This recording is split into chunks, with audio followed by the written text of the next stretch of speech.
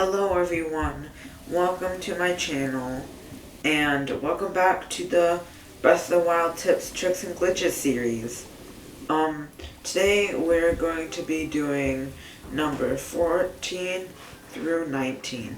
And I know in the last Tips, Tricks, and Glitches video I said that was going to be the last one, but then I found some more, so now that's going to be This is gonna be the last video for sure. And trust me, it is. But I saw that these were too fun to not make a video about. So that's what I'm doing now. And the first thing that I'm gonna do is Lizalfo's blind spot. Now, if you see the Lizalfos up there, you see how it's like kind of neck and head is going forward, like way forward from its body. So that is, if you actually go under the chin, if you like go under the chin, it's actually a blind spot for him. So if I just do this and go under his chin, as you can see, he can't attack me, but he also doesn't move because it's like weird. But this is a blind spot, so if you can like freeze one and then get under their chin before they unfreeze, this is what happens. And then they just like stay like this forever until you like move out of their blind spot. But it's really weird. I mean, it's just funny to see them, because it's like they're super confused on what's happening. And yeah, it is. Yeah, I'll take my earrings off so it knows that I'm an enemy, but still, even so, it's still very confused. So that is blind spot. Now, I am also going to do another thing on this enemy called freeze chain. Now, in my last video, I showed you how to do the bow spin with the two-handed weapon on the back. Now this uses the bow spin. What you have to do, freeze an enemy, and then you need to have a great frost blade, preferably with good durability. And freeze chain is just what it sounds. Your enemy can't move, and it's a guaranteed kill for all enemies that are freezable. So I'm going to use my Blizzard Rod to first freeze the Lizalfos. Then I'm going to do the bow spin with the Great Frost Blade and freeze chain him. Now, I freeze him, switch to my Frost Blade, bow spin. Oh, uh-oh. He escaped.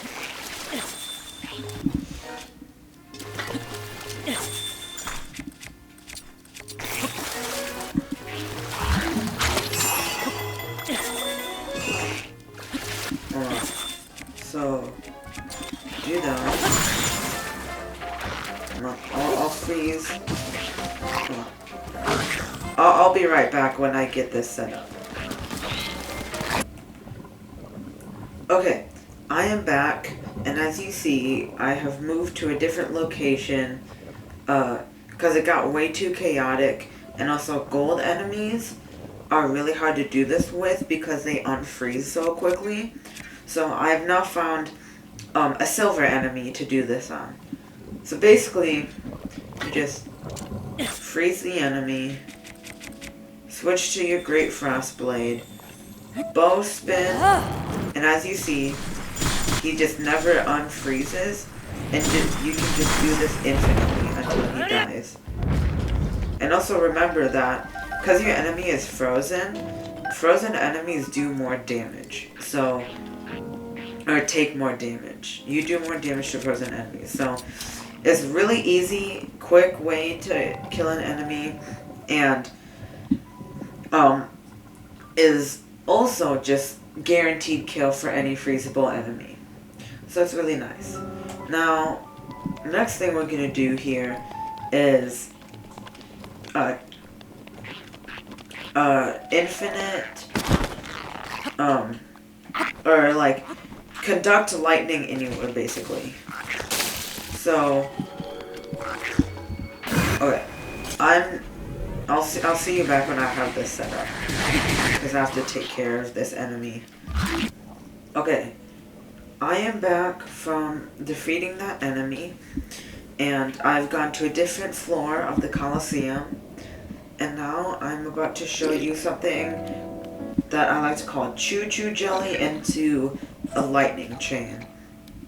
So what you have to do, so choo-choo jellies, which you can get them from killing choo-choos, which are everywhere in Hyrule. If you grab a normal one, they have like water effects.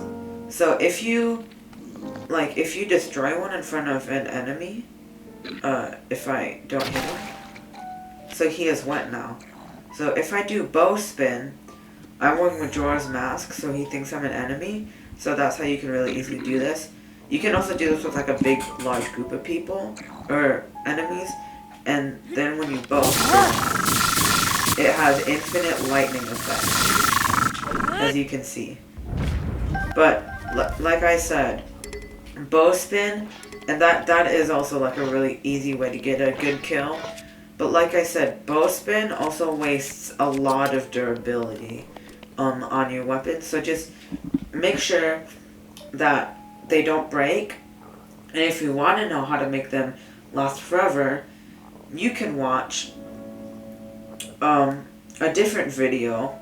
I think it was my second Breath of the Wild video on how to transfer durability to different items.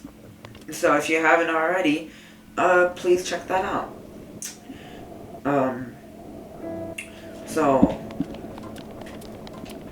I am going to go. So now I'm going to go over to this enemy over here really quickly, and I'm going to show you the next thing called Perfect Daruk's Parry. Now, when you shield, you have Daruk's protection, and when an enemy hits you, one of Daruk's protection goes away. But if you release the Daruk's protection, like on the frame or a frame after the enemy hits your shield, then it actually won't take up any charges, which is why it's called Perfect Daruk's Parry. So if you... This might take a couple of tries, so I'm just going to wait until this recharges, and then I'll be right back. So I am back, and I have reloaded my save, so I can have all 3 charges back right away, back at this Golden Lizalfos. And now I will show you. So as you can see, I have 3 treasures right now. So if I can get this, it will, even though Daruk has protected me, it won't go down. So the timing is different. As you can see, I didn't take any damage, and I Perfect Daruk parried that, and yet I still have 3 left. So that's just like a neat little trick if you want to like that again. Just a neat little trick if you want to if you want to infinitely protect yourself. But yeah, but the timing is hard, but you know, if you practice it for a while, I'm sure you can get the timing pretty well. So now I'm going to reload my save again to show another one called Sneak Strike Chain. Sneak Strike Chain is pretty much where so you can sneak strike enemies to get like loads of damage, and they fall over, and then you know they attack you as normal. But if there's a way that you can chain it over and over again as an infinite, because when you sneak attack them from behind and they fall down, when they get up, they will automatically turn where they got hit from. So if you can, so what will happen, if you can sneak strike them, go on the other side of them, they will turn their back to you, even if they would have heard you, and then you can just keep infinitely chaining sneak attack, which for any enemy you can sneak attack is a guaranteed kill, because again, like the ice, it's another infinite. So all you need to do is sneak up on an enemy, and then you see that sneak strike from behind, go on the other side, and they will turn around automatically, and you can just keep sneak striking them like this. If you can get the timing right, and you can just keep sneak striking until they die. Really useful, really easy, and honestly really funny, because you can see him every time. He's like trying to look for me, but he just can't, which I honestly find really funny. So yeah, that is sneak strike chain. Very useful. And just like very good. Now, okay. I'm going to go to a place where it's not raining to show this next thing, so I'll be right back.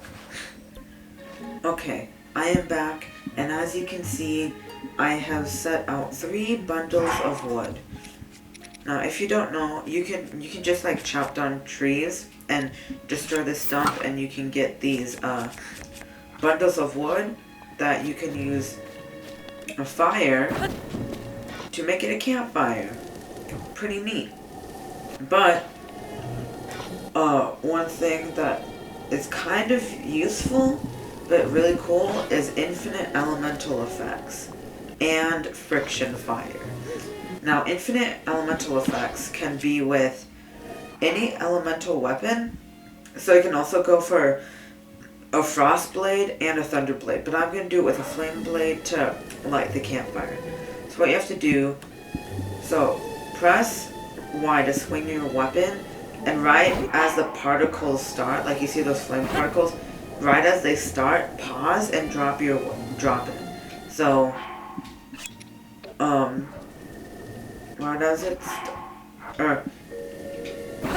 pause, drop your weapon, and I don't know why this happens, but the flame blade will now have the elemental effects active all the time. So like, when I drop it normally, and I bring it over the campfire, nothing happens, because the elemental effects aren't there. But if you use this, and then you use the Great Flame Blade, then boom. Anything it touches, grass or wood, turns to fire. But there's another way to set fire, and it's with a bow and fire arrow.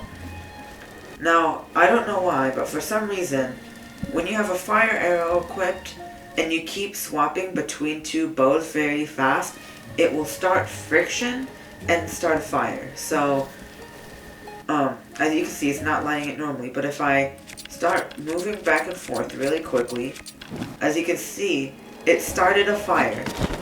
And it can also start an updraft if you're on grass. So I find that tactic extra cool, because like, I don't know, it's just really cool how it's like friction based. Because once you keep switching, the elemental effect will like actually activate, which is really cool. So that's how to set your campfires on fire. Really just like fashion, you know?